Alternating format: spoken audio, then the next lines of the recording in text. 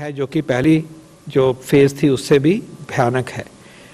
तो ये कहना कि ऐसा यहाँ नहीं होगा हमारे देश में, ये बिल्कुल सही नहीं होगा। इसलिए हमें पूरी चौकसी बरतनी है, हमें अपना जो पूरा जोर लगाया हुआ है देश ने उसमें कोई भी ढील नहीं होनी है। और इसलिए जो भी हमारा कर्तव्य है कि हम अपने आप को बचाएं, हम 2 गज की दूरी रखें, हम मास्क पहने, हम हैंड हाइजीन का ख्याल रखें, हम अपने बुजुर्गों को बचाएं, हम आरोग्य सेतु को अपनाएं, और अगर हम में सिम्टम है तो अपनी जांच कराएं। और अगर मैं उस व्यक्ति से मिला हूं जो कि टेस्ट में पॉजिटिव निकला, केस बना, तो फिर मैं अपने आप को अलग रखूं, कुछ दिनों के लिए क्वारंटाइन में रखूं, ये मेरी ड्यूटी है क्योंकि मैं एक कॉन्टैक्ट हूं। तो इसमें कोई भी कमी नहीं लाई जा सकती, बिल्कुल। और इसी तरह से जो जिम्मेवारी है सरकार की, टेस्टिंग को इंश्योर करना, टेस्टिंग में और गुणवत्ता लगाना, टेस्ट की जो वैरायटी है वो अब नए टेस्ट हमारे सामने आ रहे हैं, उनको सिस्टमैटिकली प्रस्तुत करना, इस्तेमाल करना, और टेस्ट का जल्दी रिजल्ट मिले उसके ऊपर एक्शन हो, ये संभव करना हमारा दूसरा पिलर है। और तीसरा पिलर है कि हमें कंटेन करना, कंटेनमेंट जोन बनाने और वहाँ पे पूरा जांच करना, हाउस टू हाउस जाना, ये हमारा तीसरा पिलर है। और चौथा पिलर है कि अगर एक व्यक्ति पॉजिटिव है तो उसकी देख रेख करना, उसको अलग रखना। एक चीज़ है आइसोलेट करना, लेकिन उसको ज़रूरत पड़ती है तो अस्पताल पहुँचाना, एम्बुलेंस देना, आईसीयू की ज़रूरत पड़े तो आईसीयू देना, ऑक्सीजन प्रदान करना, सपोर्ट करना उसको भी और उसकी फैमिली को। ये हमारे 4 पिलर हैं। आज तक हम इन्हीं 4 पिलर से यहाँ तक पहुँचे हैं और देश ने ये करके दिखाया है। लीडरशिप हमारे देश की उन्होंने करके हमें दिखाया है, संभव किया है। आज इसमें जो हमारा 5th पिलर है पैंडेमिक कंट्रोल का, जो कि वैक्सीनेशन है, इम्यूनाइजेशन है, उसको लेते हुए एक बहुत सिग्निफिकेंट प्रोग्रेस आज हम आपके सामने लेके आए हैं। एक तो कॉन्टेक्स्ट अब ये हो गया है कि कम से कम 3 वैक्सीन जो हैं वो रेगुलेटर के पास हैं कि उनके ऊपर वो फैसला करे। 3 vaccines are under consideration of the regulator for licensing. They are different origin, they are somewhat in different phases, but there is a very active consideration going on, and there is a hope that an early licensure is possible in respect of all of them or any one of them. This is a great development. ये context हमारा आज एक उम्मीद देता है हमें कि यहाँ तक पहुँच गया है देश भी और साइंस भी, और ये बहुत एक सेटिस्फैक्शन की बात है।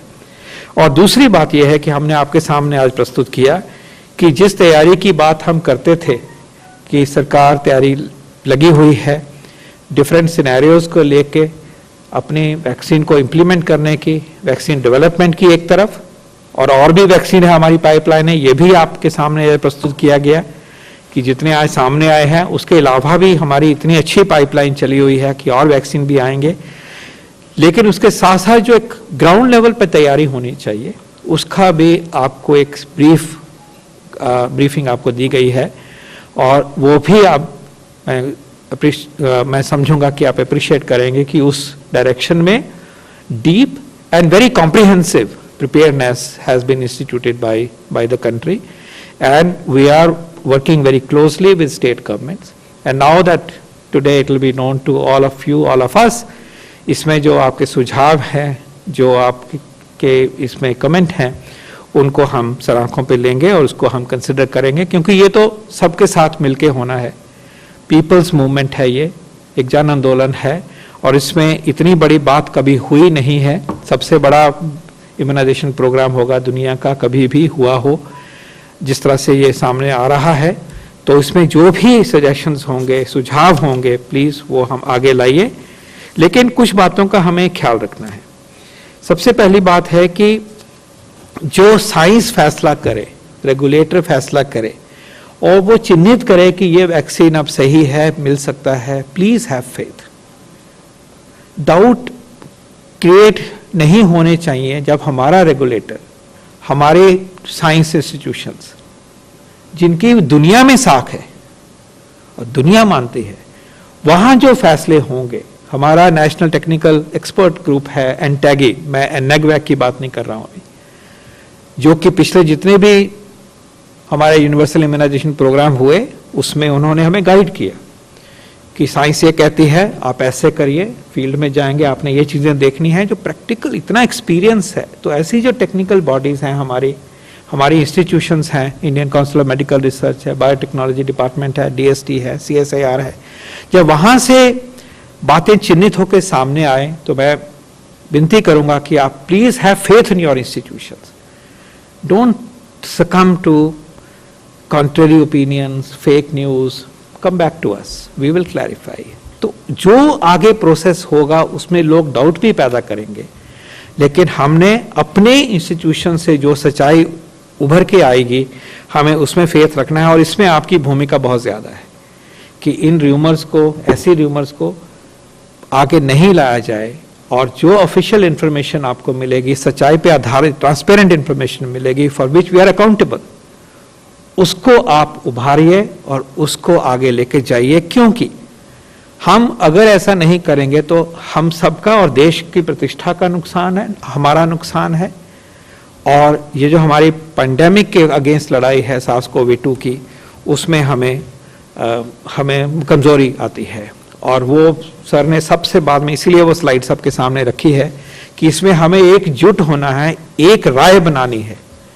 और हमें इसमें इतने हम फॉर्चुनेट हैं अपने देश में कि हमारे पास अपनी ही कैपेसिटी इतनी वैक्सीन बनाने की है कि हम अपने देश को संभाल सकते हैं और हम दुनिया को भी प्रदान करेंगे वैक्सीन। तो इतनी स्ट्रेंथ होते हुए ये मौका है अपने देश की प्रतिष्ठा को बढ़ाने का, अपनी टेक्नोलॉजी का, अपने स्टैंडर्ड्स का, अपने प्रोडक्ट्स का, अपने आत्मनिर्भरता के जो एग्जाम्पल हमारे सामने आता है, मेक इन इंडिया का एग्जाम्पल सामने आता है, उसको हम उद्धृत करें, उसको हम कमी नहीं लाएं, उसको हम वीक नहीं करें, और हम सब इसमें इकट्ठे हैं। तो एक ये महत्वपूर्ण बात मैं आपसे कहना चाहूँगा।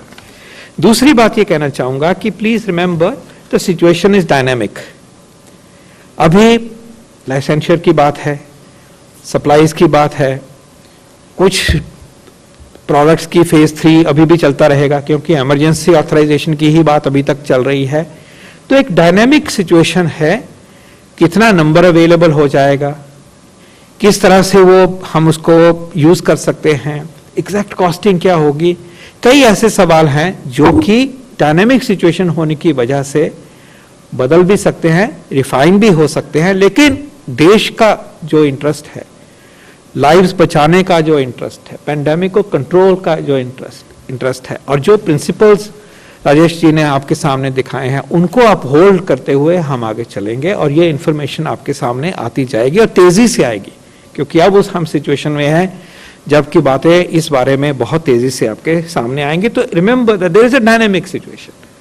कुछ चीजें जो आज कही गई हैं थोड़ा सा नुआंसिंग उसमें हो सकती है, कुछ चीजें बताई जाएंगी, कुछ सिचुएशन बदलती है, उसके मुताबिक आपके सामने हम अपना जो राय बन रही है, सोच बन रही है, उसको सामने आपको प्रस्तुत करेंगे। लेकिन आपने देखा होगा, वो मेरा सेकंड लास्ट पॉइंट है कि एक विजन सेट कर दिया गया है प्रधानमंत्री जी के नेतृत्व में, और उन्होंने भी कुछ बातें जो कही गई थी उन्होंने खुद भी कही हैं। एक विजन सेट किया गया कि अगर हमारे पास वैक्सीन रीजनेबल सप्लाई में आता है तो हम अपने कौन से पॉपुलेशन ग्रुप्स को, किन जनों को, किन समूहों को हम प्रायोरिटाइज करेंगे, ये एक सामने रख दिया गया है। और मैं एक एम्फसाइज करना चाहूँगा कि इसमें 2 प्रिंसिपल्स लिए गए हैं।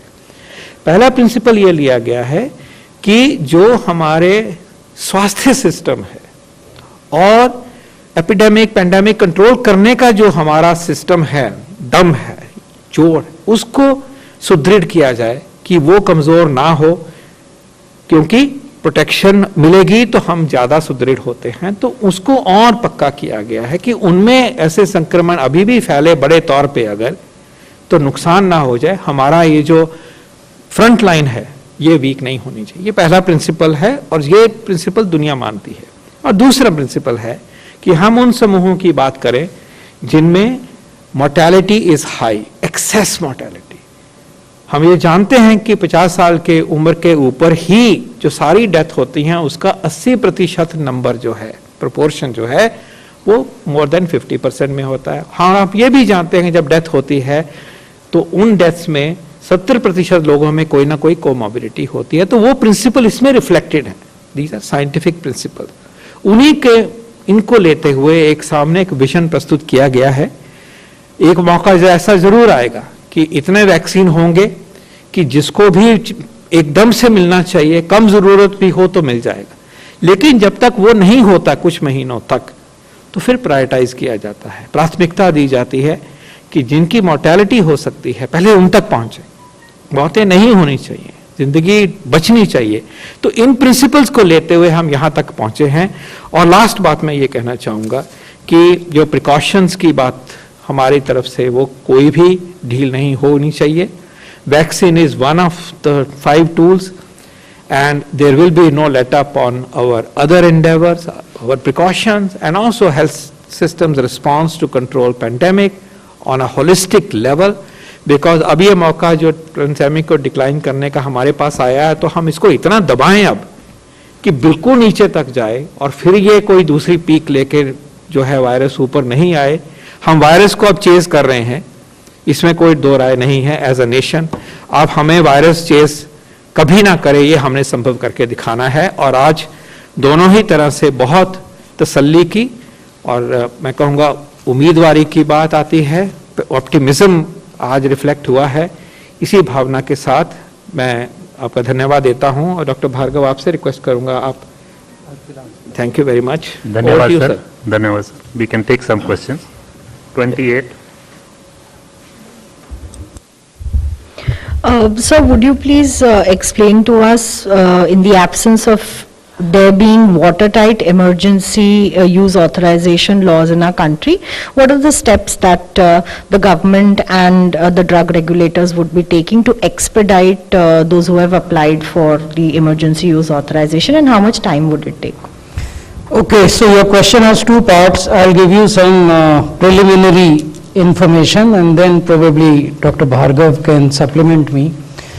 The first fact that we must appreciate is that not all countries' regulatory framework or the set of rules and acts that they have make mention of the phrase emergency use authorization.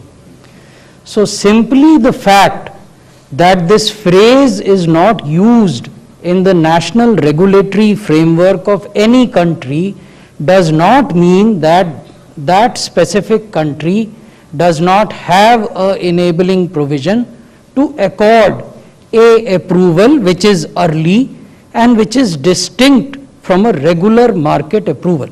So that is fact number 1. Fact number 2, India's regulatory framework has a specific, I am again repeating, has a specific provision for grant of emergency use authorization, although this phrase is not used. So what is that specific legal framework? It is the New Drugs and Clinical Trial Rules 2019, and it clearly specifies that under specific special situations which are mentioned in that rule, relaxation, abbreviation, omission or deferment of data, including local clinical trial data, may be considered for approval. This is our law. Similarly, other countries also have a law. Second part of your question, timelines. This is a question which should be addressed to the national regulator. It is in national regulator's domain, and as the Union Ministry of Health, we refrain from interfering in the domain of the regulator.